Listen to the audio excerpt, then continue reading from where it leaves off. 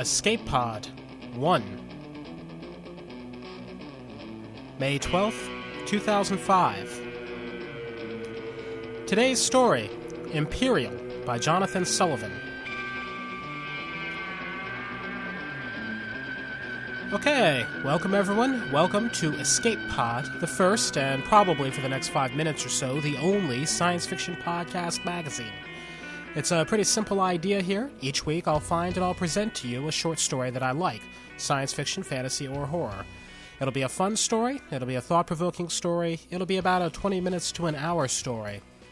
Now, as for me, my name is Steve Ely. I'm a science fiction writer myself. I'm living in Atlanta, Georgia. This podcast thing sounded like a pretty healthy and wholesome way of procrastinating on my own writing, and if it happens to get any of the 3 or so of you who are listening interested in some of the stories I present here, then so much the better. Now, explanations out of the way, let's talk about our first author. Dr. Jonathan Sullivan, you can call him Sully Dog, everybody does, is actually one of my better friends. He's an emergency room doctor, he's a neuroscientist, he's a professor of emergency medicine at Wayne State University in Michigan. He's a science fiction writer, he's a former Marine, he practices the ancient Japanese sword art of Iaido. This guy is fucking Buckaroo Banzai. He's also a former science fiction publisher himself. He used to run the old Neverworld zine on the web. Later on, we'll probably present some stories from Neverworld, so it was a terrific site. I'm not just saying that because they bought one of my stories. Now, the story of his that I'm reading today, Imperial, ran this year in the Croatian science fiction anthology Monolith 6. I picked it for our debut issue because it's a strong story about first contact and the conflicts that make civilization tick. It's also a lot of fun. I'll add to this that I'm on a personal crusade to see that Dr. Sullivan, if nothing else, goes down in history as the man who invented the word ooking. I do have to warn you, the story is not work-safe. It's not family-safe. The story has profanity in it, it has sexual content, it has violence, it has politics, it has cat girls, and it has ooking. If you're not okay with that, stop now and return the product for a full refund. And without further ado, story time. Imperial by Jonathan Sullivan. Dennis thrashed on the fuck phone, indulging a little guilty time over 12 space with a tiger skin transfix from Helios 4. Just when he got into the groove, the AI chimed in like a headache to tell him the rented shuttle was popping out of the foam. What? Dennis sat up, whacking his forehead against the tiger girl's chin. Yow! Shayat! She rubbed her jaw and grumbled at him in a dialect he didn't know. Dennis hung up. Tiger Girl evaporated from his lap, leaving him alone, high and dry on his little cot. He pulled the fuck phone out of his quart port and forced himself to sit up and put his feet on the deck. Are you sure we're on target? We are on a spinward elliptical vector, 2 billion kilometers from GQ421139, the AI said. The shuttle will enter orbit around the 4th planet in 39 minutes. And you couldn't wait a bit before you made this announcement? Company rules require me to alert the customer at the foam interface. You did not order an override. I'm sorry for any inconvenience, and I hope you'll fly us again soon. I'm flying you on the way home, remember? Dennis stood. His cyclopean member stared back at him from his crotch. He pulled himself and his erection into a jumpsuit, feeling dirty and degraded. It was just an AI, but he still didn't like being caught hooked up to a fuck phone or any other machine, acting like a pig. Let me see, he said. The bow monitor crawled with telemetry, numbers and graphs, sterile digital pig shit. Now the AI showed him the planet in real view. As the shuttle streaked starward, the 4th planet grew out there in the Goldilocks zone, a tiny blue-green eye opening to reveal its soul, swirling white clouds over lush continents and vast oceans. The shuttle dropped into orbit on Nightside, then swung around to give Dennis a closer look. Good ooking here. A huge continent emerged from the twilight of the Terminator into dawn. 2 mighty rivers cut across her face to feed a rainforest that spanned a hemisphere. No cities, no highways, no terraforming, no clear-cuts. Does that look pure or what? Dennis asked. I am not permitted to participate in religious debate, the AI said. Then don't. Dennis poured himself a cup of kava java. How long till the pig reaches the system? The development emissary entered orbit 2 hours and 23 minutes ago. What? Dennis spilled his joe over the front of his jumpsuit. When I got on the fuck phone, you said he was 4 hours behind us. He was. Then he accelerated and arrived ahead of us. Development can afford excellent foamcraft, you know. Yes, I know. Why wasn't I informed? Because you asked not to be disturbed while you were on the fuck phone. But you did disturb me on the fuck phone. Company policy, sir. I'm sorry for any inconvenience, and I hope you'll fly us again. Dennis threw his remaining Kava Java at the AI's speaker, then smashed the cup against the bulkhead. The pig had arrived first. He readied his gear, mumbling curses to insulate himself from his guilt. While he indulged in the shuttle's pig tech, the pig emissary had stolen the ball. Dennis prayed there were sentience on the world below, as the preliminary probe suggested, and that they had language. Because if the locals didn't talk, GQ 421139-4 was going to be a pig planet for sure. The AI put the shuttle down near one of the two great rivers, because that was where the pig had parked his own ride. Dennis commanded the AI not to damage the bioforms, but the stupid piece of pig shit said it was impossible to land anywhere discreet without cutting a hole in the rainforest canopy. He argued with the filthy machine, but his hurry forced him to cave in. The pig was already ahead of the game, and if Dennis had any hope of scoring this world for the Conservancy, he had to move quickly. A few missing twigs and branches wouldn't be more than a temporary blemish on the planet's purity. The AI compiled a catalog of the local bioforms and announced that Dennis would be safe outside, but it wouldn't pop the hatch until he put in the stupid jack. I'm taking the jack with me, see? You must insert the interface before disembarking, sir. You are asked to wear it at all times while outside the craft. Some AIs you could talk into bending the rules. Not this one. Dennis thought of his own AI, his own foam shuttle, recuperating in a service bay on the other side of the spiral arm. His AI had contracted a nasty contagion on the last run. She'd get over it, but in the meantime he was stuck with a rental because the Conservancy was shy on resources. Disturbing, because of course most rental outfits were owned and operated by pigs. No use arguing. Dennis slipped the semicircular band of the jack over his head and into the quart port in front of his ears. Thank you, sir. The airlock opened. Dennis stepped out into purity. Well, not quite. The pig-shit AI, with a cold carelessness that belied its genesis in a faraway pig-shit factory, had mowed the rainforest into mulch right down to the roots. A perfect 30-foot perimeter of devastation encircled the shuttle. Was this really necessary? Dennis asked. I cannot permit damage to the customer or company property. The AI rode along in the jack and spoke directly into his temporal lobes. Yeah, pigs might get a scratch on their precious shuttle. Or a wrongful death lawsuit. Just stay out of my head. Let me enjoy the purity. As you wish. Dennis marched across the denuded circle and stepped into a wall of dense rainforest. The planet swallowed him into a seething tangle of life. The AI gave him GP feed through his quart fort, with a red pointer superimposed on his visual field. Dennis marched across the denuded circle and stepped into a wall of dense rainforest. The planet swallowed him into a seething tangle of life. The AI gave him GP feed through his quart port, with a red pointer superimposed on his visual field to direct him as he picked his way through the jungle. Dennis had visited 1,000 worlds, but never had he seen such densely packed life. He longed to rip off his jack and his jumpsuit, to take a lotus posture on the thick fractal roots of one of these giant green and purple trees, to turn on his Gaia Yoga and connect his chakras with the life force that flowed and fed and hunted and branched and fucked its way through the pulsing biomass of this spectacular planet. The urge to ook with his purity was overwhelming. It took an almost piggish single-mindedness to keep his mind on the job. Very soon he saw them. Cities. Not like the pig, filthy continent-sized megalopolises one found strangling the life from most human worlds. A complex of small, delicately interlocked conical structures ascended the trunks and coiled about the branches of the forest, linking every tree to every other. They look like giant wasp nests, Dennis said. No, sir.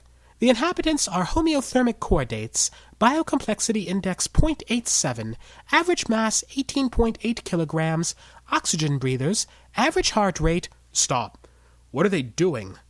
The probe told us little about their behavioral neurobiology, but since they are all motionless and generating highly regular brainwave fluctuations, I think we may speculate that they are sleeping. Dennis scanned the city of little papery houses. All of them? It would seem so.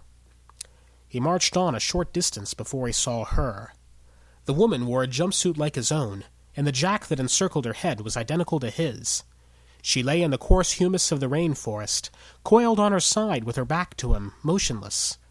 As he drew near, he saw several creatures the size of terriers lying next to her, also motionless.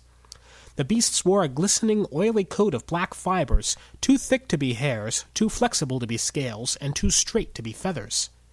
They had 6 limbs, the 2 hind pairs large and muscular, tucked into the center of their tightly coiled bodies. Their forepaws, endowed with long, slender digits, Dennis counted 6, were wrapped around their narrow skulls, covering their eyes, if they had eyes. A sleek, heavy tail, as long as the rest of the body, filled out the arboreal body plan. He stepped around the sleeping woman and got a look at her face. He took a deep breath. She was a transfix, and a nice one. Her facial bone structure carried a hint of the feline. Golden down covered her skin, peppered with rosettes of black, like a leopard. Dennis's eyebrows went up, and he mouthed a silent and wary wow. He found the women who went in for such alterations at once exciting and repugnant. So beautiful in their feral markings, so twisted and removed from any concept of purity that they would actually warp their own genomes to get those markings. The same kind of perversion, he told himself, that made humans raise and plunder worlds into submission. The same greed and short-sightedness that made them huddle together in filthy cities like slaves. The same jealousy and self-hate that made them want to drive out the purity in the younger, more innocent races they encountered as they ate their way across the galaxy. He looked at her and felt his anger win over his desire. "Wake up, pig," he said. The woman didn't move, but several of the sleeping creatures twisted in their sleep, paws held across their faces. "What, did they all smoke something?" Dennis asked the AI. "Unknown." "You're a big help." He clapped his hands. "Hey, everybody up!" Now the woman stirred, along with her little friends. The creatures pulled their paws away from their blinking eyes, 3 black orbs on each side of an elongated cat-like skull. They saw Dennis and scampered up the nearest tree. The woman rubbed at her eyes and gave him a bleary stare. Her gaze turned inward and her lips worked silently. Dennis realized she was consulting her AI. Then she laughed. "What's so goddamn funny?" She sat on her haunches and regarded him with green cat eyes. She made a soft, trilling growl in the back of her throat, then spoke in an inflected standard. "You've lost." She stood, turned on her heel, and strode off. Even in the bulky jumpsuit, her hips had a nice swing. The thick bush devoured her into green shadows. Dennis frowned. "What's going on?" "That was the development emissary," the AI said. "We found her 2 meters from where you are now standing, apparently taking a nap with the natives. When you woke her, she declared that you had lost. Then she—" "Are you familiar with the concept of a rhetorical question?" "Yes, sir." "Do you know what 'shut up' means?" "Is that a rhetorical question?" "No." The AI fell silent. Dennis kept looking at the spot where the pig had disappeared. Nice hips. But not a very nice thing to say. "You've lost?" How could she know that already? He looked around, then up at the crude city of cellulose. The inhabitants had apparently overcome their initial terror at his appearance, and ventured out onto the papery terraces that interlaced the branches. They stared at him with inky, curious eyes. He waved. They watched. "Greetings from the Conservancy," he said. The creatures did not respond, except with a steady, unblinking stare. "Anything?" Dennis asked the AI. "Are you referring to your attempts at communication, or is this a rhetorical question?" Dennis sighed. "I'd like to communicate, obviously." "Based on neural firing patterns in response to your greeting, I calculate a less than 20% probability that these creatures process language in verbal form." "Then how do they process language?" "I cannot make a determination at this time. It is not clear that they have language at all." "They make cities. They construct dwellings from chewed cellulose. So do termites." "She said I'd lost. That must mean—" The word stalled on his tongue. His jaw dropped as he stared at the branches above. There, a half-dozen tree cats held globes of plastic and smart mold in their clever forelimbs. They peered at the screens and poked at the buttons with their double-jointed thumbs. When one of the little globes glowed and chirped, the tree cats closed their eyes and shivered with obvious pleasure. "Those are game balls," he said, dazed. "Correct," the AI said. "The pig gave them game balls!" "And they seemed to like them." One of the balls beeped and flashed. One of the tree cats blinked and quivered. "Another winner," the AI said. "You can't just toss a game ball to an overgrown otter and expect it to start playing. Those creatures are intelligent." "It would seem so." "And she had to have found a way of explaining what the game balls were for and how to use them." "It would seem so." Dennis took a deep breath, fighting a murderous anger. "Then that means she and her AI found a way to communicate with them." "It would seem so." "Yeah, it would seem so. So how come you can't find a way to communicate with them?" "I'm afraid I don't know. I will continue my analysis." "Ookie. In the meantime, why don't you guide me to the pig shuttle's landing site? I think we may have a claim." The jack funneled the GP feed into Dennis's court port, guiding him through the tangle of fractal roots, saprophytic undergrowth, vines, and rotting organic matter layered over the dermis of the rainforest. Overhead, the arboreal city of cellulose spread in every direction like another species of flora. The paper city's denizens observed his progress with bi-triplet eyes of black glass, forepaws folded over their chests. The AI sent out a wide range of signals, ranging from the subsonic to the ultraviolet. Intermittently, a failure notice appeared in Dennis's peripheral vision, like an irritating insect. The red dot led him to a clearing in the growth, next to a sparkling river that crashed down a rocky slope and rushed across his path. On the opposite bank, the pig shuttle sat on the brush, which remained intact, save for a tight circle of char from the landing rockets that barely extended beyond the ship itself. The pig was nowhere in sight. "So the pig does less damage than the ambassador of the Conservancy," Dennis muttered. "You're really making me look good." "You specified parameters for the landing site. Close to the emissary shuttle, yet discreet. I'm sorry for any inconvenience and—" "Shut up. How did she get across this river?" "Thermal signatures indicate she crossed over the rocks 18.7 meters to your right." The red dot showed the way, as if Dennis couldn't see the rocks or tell left from right. He strode to the bank and stepped out onto the natural bridge of stone. He lost his balance halfway across and tumbled into the stream. His skull banged against a rock. He sucked down a lungful of warm, acrid water. Pain, confusion, rushing current, it all jangled into a light storm of terror. The rented AI maintained a running commentary, whispering into his court port with crystal clarity. "You have fallen into the river. You have sustained a closed-head injury. You have aspirated river water. You are being carried downstream by the current. You—" He wanted to shriek at it, but there was the matter of his breathing. The river was surprisingly deep. His feet thrashed, searching for purchase in the roiling water.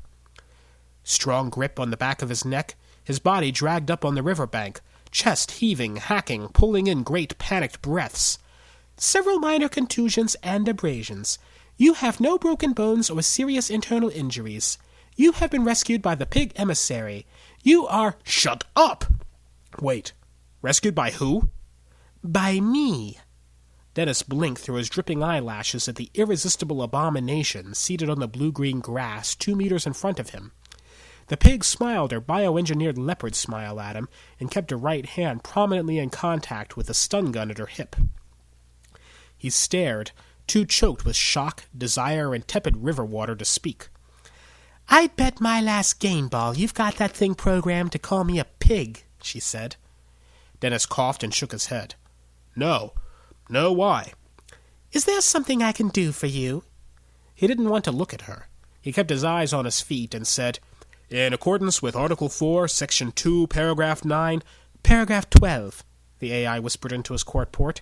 Paragraph 12 of the Interstellar Convention on Planetary Development, and in the interest of fair competition and fidelity of representation, I hereby demand that you surrender any translation interfaces, codes, syntactical charts, lexicons, or other instruments facilitating communication with any and all sentient life forms on this planet." Her smile widened. She had a serious pair of maxillary canines.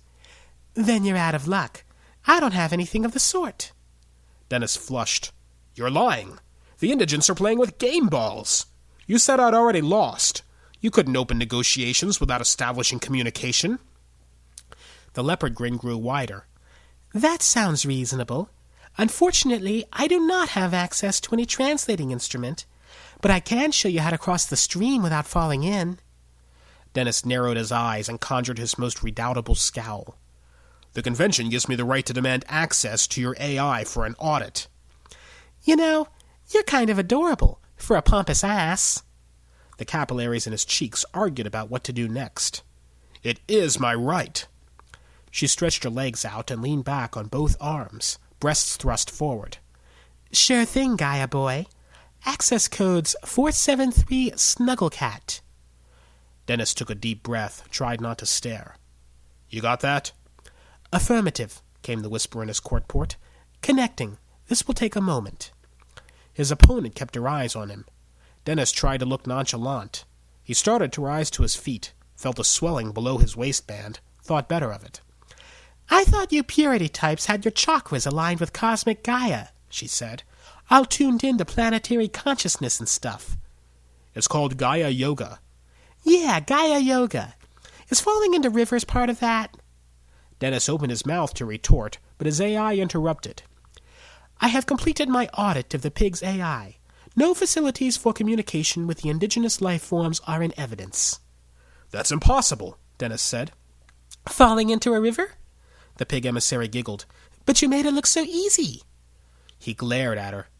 "Or did you just get the audit results from your AI?" "Told you." She stood.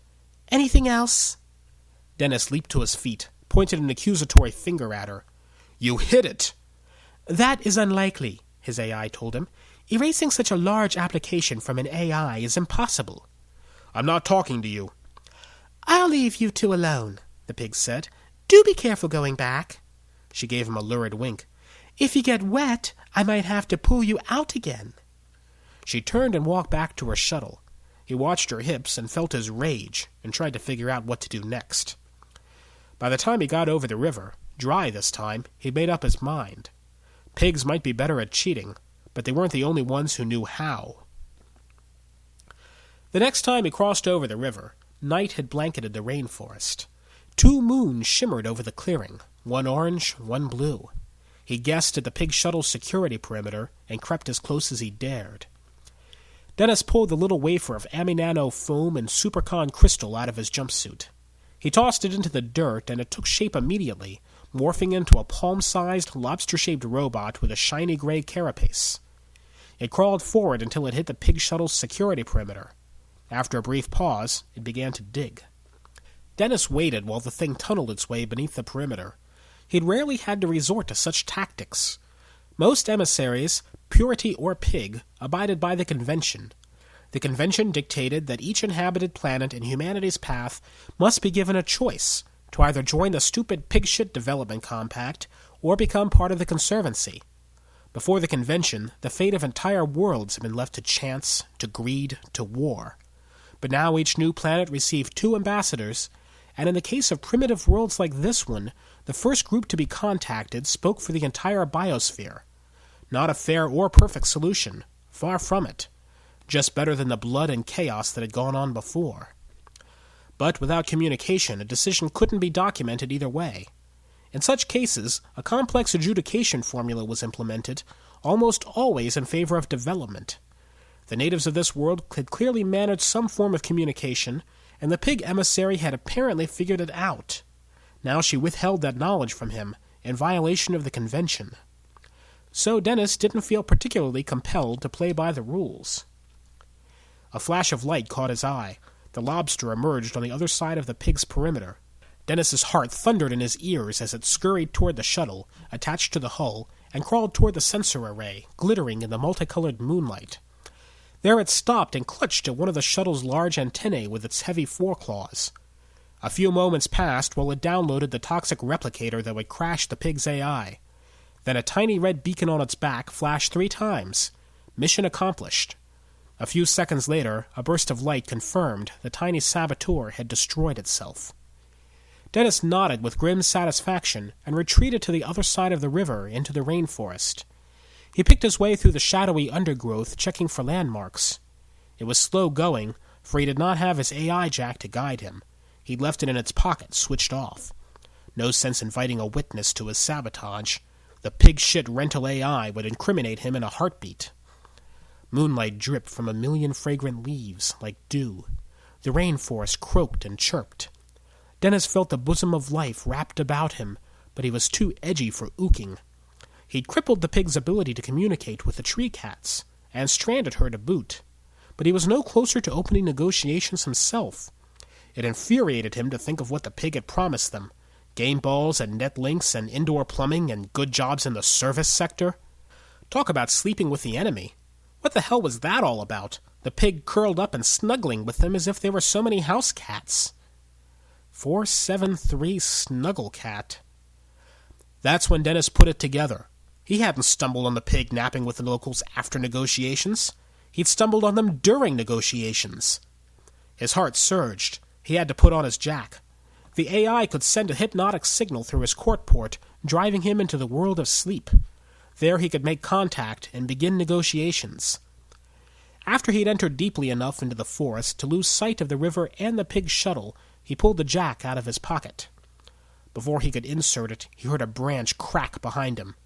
He whirled and drew his weapon, caught a glimpse of the pig emissary, halo of filtered blue moonlight around her black silhouette, saw the broken, twisted branch held high over her head like a club.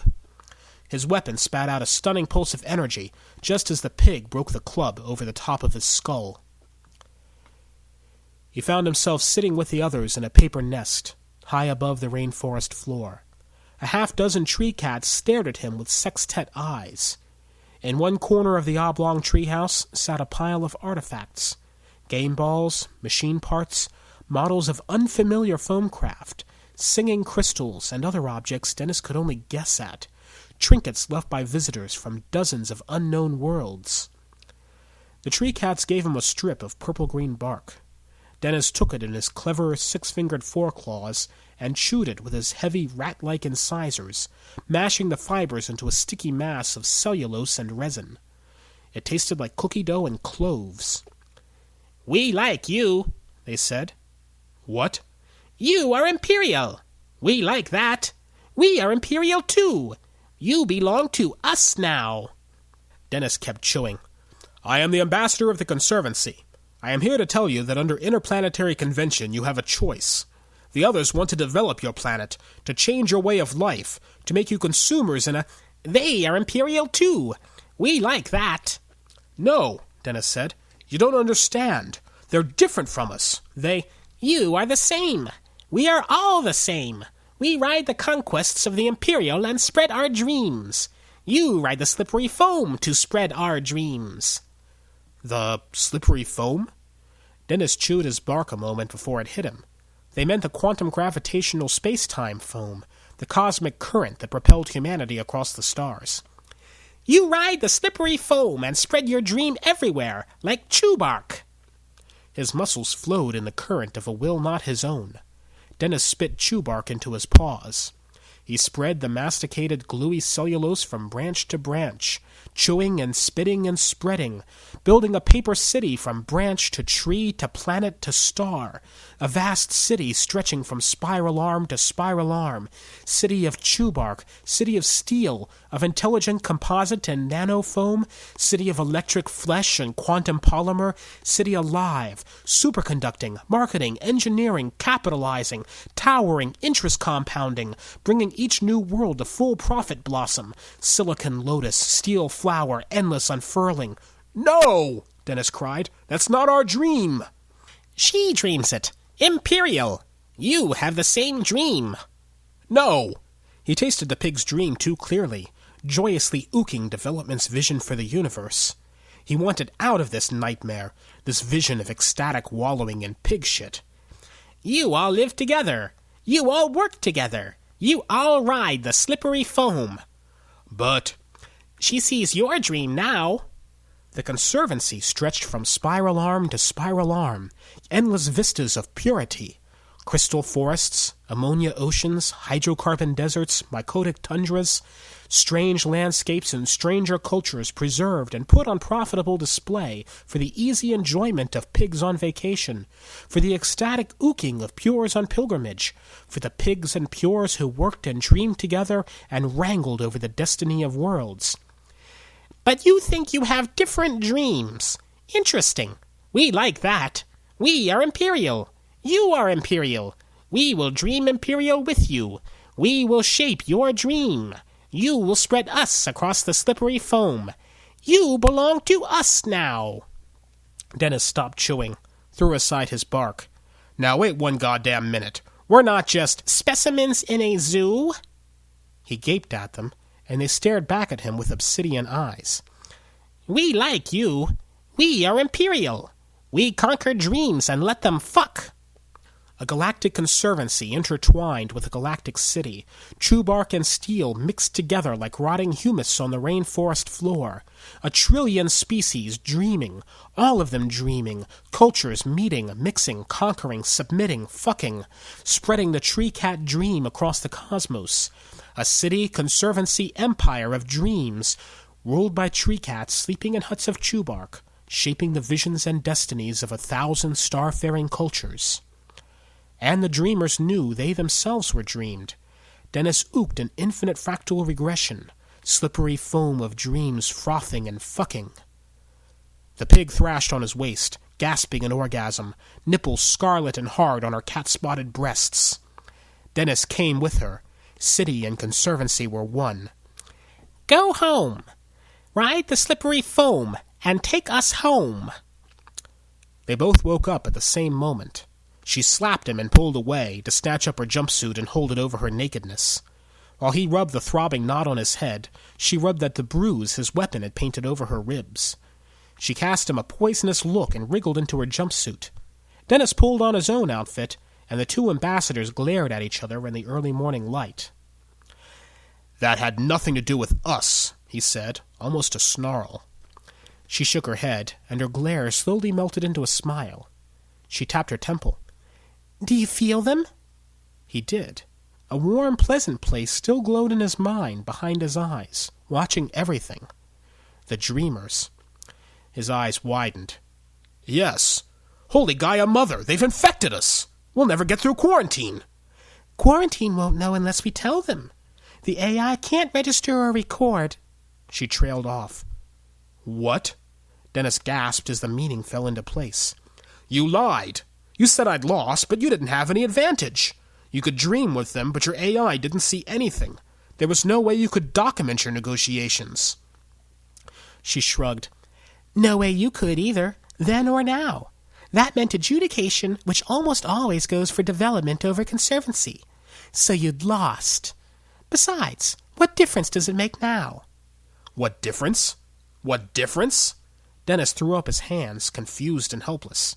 They've colonized us. They're going to ride back with us and spread through our civilization, to dream with us. To tell us what to dream? You're awfully nonchalant about carrying contagion. I, for one, think we should consider staying here rather than spreading it. What difference does it make, really? She laughed. We both came here to have our way with their world. Instead, they've conquered us after a fashion. You saw what I saw, didn't you? How many races do they dream with? How vast is their empire? Beyond anything development or conservancy ever dreamed. She turned. Where are you going? She took a few steps, stopped, turned on him. Excellent question, inasmuch as you've disabled my AI. I can't fly my shuttle, I can't... You can ride back with me. Her eyes narrowed. Dennis smiled as a little corner of the universe came back into his control. Of course, there is the pending matter of this planet's disposition. She blinked at him, puzzlement on her cat features, then disbelief mingled with grudging admiration. You bastard! Call me what you want. You'll state for the record that your AI failed spontaneously, that the indigents refused the overtures of development and agreed to join the Conservancy. She hurled a battery of half-hearted curses at him, then fell silent, hands on her hips, staring at the ground. After a moment she looked up, smiling. Dennis frowned. What? They're laughing at us. She looked up at the treetops, where the tree-cat dreamers lay on the papier-mâché patios of their forest city. Dennis looked upward and inward. He saw it too, the dreamer's amusement at his antics, his stupid, futile desire to shape his world. Like every empire that ever conquered and crumbled, every race that ever sought to impose its will on the cosmos. Like the dreamers themselves, every civilization that dreamed of shaping destiny. Imperial. "This changes everything," she said. He shook his head, fighting to cling to his folly. "It doesn't change anything. Do we have a deal?" She followed him back to his ship and gave a statement to his AI, ceding the planet to the Conservancy. "The document is notarized and secured," the AI said. "I have scanned you both and verified that you are free of contagion. I can begin preparations to leave if you wish." Dennis swallowed. Last chance. "Sir?" "I think we're done here," he said at last. "Launch cycle initiated. And, sir, I'd like to be the first to congratulate you on your success." "Another win for the Conservancy," Dennis muttered, but it lacked the old ring of triumph. She chuckled behind him, and he turned to face her. "You don't really believe that, do you?" she asked. "If I didn't, I wouldn't have bothered." She laughed. "I still think you're cute, Gaia boy. For a pompous ass." His cheeks smoldered. "Well, it's a long trip back," he said. "I'm glad to have some human company for a change." She smiled. "I'm sure we can give our new friends something to dream about. Why don't you help me get strapped in?" Dennis swallowed. She took his hand and led him aboard. The AI shut the hatch behind them. Minutes later, the shuttle lifted into the turquoise sky, and they rode the slippery foam all the way home.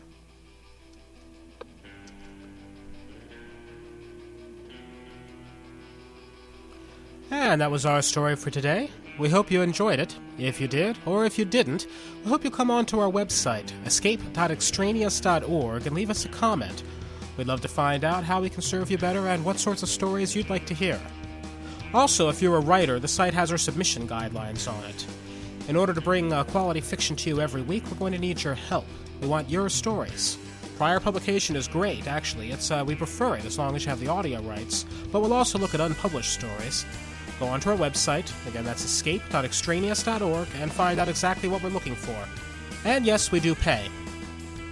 Now, segueing on to that, Escape Pod is probably unique in podcasts in that we are a paying market.